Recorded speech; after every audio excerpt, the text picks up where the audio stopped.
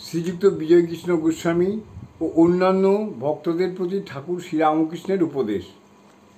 এটা হচ্ছে সপ্তম পরিচ্ছেদ।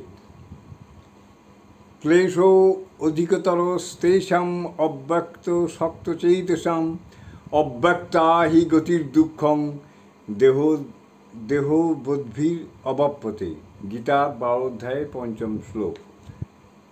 অব্যক্ত নির্গুণ ব্রহ্মে আসক্ত চিত্ত সেই সাধকগণের সিদ্ধিলাভে অধিকতর ক্লেশ হয়, কারণ দেহাদিধারীগণ অতি কষ্টে নির্গুণ ব্রহ্ম বিষয়ক নিষ্ঠা লাভ করিয়া থাকেন। পদ্যে ছন্দে বলা যায়, দোষ গুণ অভিমান জীবদেহে বিদ্যমান, নির্গুণে অরূপে নিষ্ঠা সহজ তো নয়। নির্গুণে অভিনিবেশ চিত্তবৃত্তির অশেষ, বহু ক্লেশ সাধ্য কার্য জানিবে নিশ্চয়। ভক্তি যোগ হচ্ছে যুগধর্ম, জ্ঞানযোগ বড় কঠিন। দাস আমি, ভক্তের আমি, বালকের আমি। বিজয় শ্রীরামকৃষ্ণের প্রতি। মহাশয়, আপনি বজ্জাত আমি ত্যাগ করতে বলছেন, দাস আমিতে দোষ নাই। শ্রীরামকৃষ্ণ: হ্যাঁ, দাস আমি অর্থাৎ আমি ঈশ্বরের দাস, আমি তার ভক্ত, এই অভিমান, এতে দোষ নাই, বরং এতে ঈশ্বর লাভ হয়। বিজয়: আচ্ছা, যার দাস আমি তার কাম ক্রোধাদি কীরূপ? শ্রীরামকৃষ্ণ: ঠিক ভাব যদি হয় তাহলে কাম ক্রোধের কেবল আকার মাত্র থাকে। যদি ঈশ্বর লাভের পর দাস আমি বা ভক্তের আমি থাকে, সে ব্যক্তি কারো অনিষ্ট করতে পারে না। পরশমণি ছোঁয়ার পর তরবার সোনা হয়ে যায়, তরবারের আকার থাকে, কিন্তু কারো হিংসা করে না। নারিকেল গাছের বেল্ল শুকিয়ে ঝরে পড়ে গেলে কেবল দাগ মাত্র থাকে, সেই দাগে এইটি টের পাওয়া যায় যে এককালে ওইখানে নারিকেলের বেল্ল ছিল। সেই রকম যার ঈশ্বর লাভ হয়েছে তার অহংকারের দাগমাত্র থাকে, কাম ক্রোধের আকার মাত্র থাকে। বালকের অবস্থা হয়, বালকের যেমন সত্য রজ তমগুণের মধ্যে কোনো গুণের আঁট নাই। বালকের কোনো জিনিসের উপর টান করতেও যতক্ষণ, তাকে ছাড়তেও ততক্ষণ। একখানা 5 টাকার কাপড় তুমি আধ পয়সায় পুতুল দিয়ে ভুলিয়ে নিতে পারো, কিন্তু প্রথমে খুব আঁট করে বলবে, এখন না, আমি দেব না, আমার বাবা কিনে দিয়েছে। বালকের আবার সবাই সমান, ইনি বড় উনি ছোট, এরূপ বোধ নাই, তাই জাতি বিচার নাই। মা বলে দিয়েছে ও তোর দাদা হয়, সে ছুতোর হলেও এক পাতে বসে ভাত খাবে।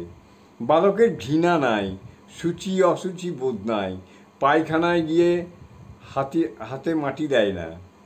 কেউ কেউ সমাধির পরও ভক্তের আমি দাস আমি নিয়ে থাকে। আমি দাস, তুমি প্রভু, আমি ভক্ত, তুমি ভগবান, এই অভিমান ভক্তের থাকে। ঈশ্বর লাভের পরও থাকে, সব আমি যাই না। আবার এই অভিমান অভ্যাস করতে করতে ঈশ্বর লাভ হয়, এর নাম ভক্তিযোগ। ভক্তির পথ ধরে গেলে ব্রহ্মজ্ঞান হয়। ভগবান সর্বশক্তিমান মনে করলে ব্রহ্মজ্ঞানও দিতে পারেন।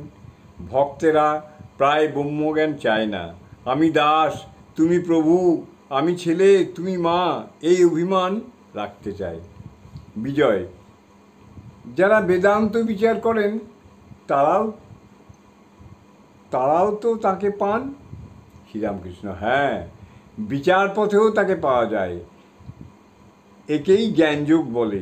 বিচারপথ বড় কঠিন। তোমায় তো সপ্তভূমির কথা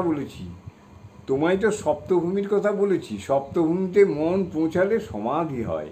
ব্রহ্ম সত্য, জগৎ মিথ্যা, এই বোধ ঠিক হলে মনের লয় হয়, সমাধি হয়।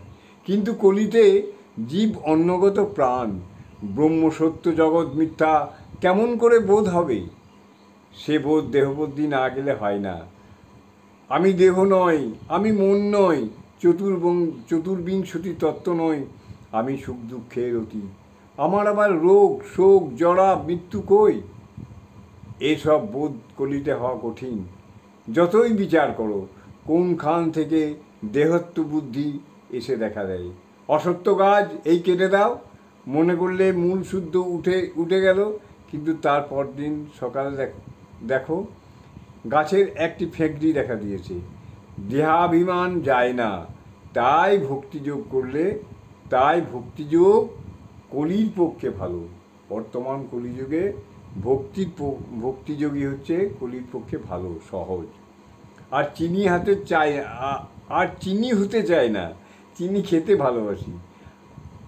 আমার এমন কখন ইচ্ছা হয় না যে বলি আমি ব্রহ্ম, আমি বলি তুমি ভগবান, আমি তোমার দাস। পঞ্চম ভূমি আর ষষ্ঠ ভূমির মাঝখানে বাজ খেলানো ভালো। ষষ্ঠ ভূমি পার হলেই সপ্তম ভূমিতে অনেকক্ষণ থাকতে আমার স্বাদ হয় না। আমি তার নাম গুণগান করব, এই আমার স্বাদ। সেব্য সেবক ভাব খুব ভালো। আর দেখো গঙ্গারই ঢেউয়েরই গঙ্গা। কেউ বলে না আমি সেই, এ অভিমান ভালো নয়। দেহাত্মবুদ্ধি থাকতে যে এ অভিমান করে তার বিশেষ হানি হয়, এগুতে পারে না, ক্রমে অধঃপতন হয়, পরকে ঠকায় আবার নিজেকে ঠকায়, নিজের অবস্থা বুঝতে পারে না।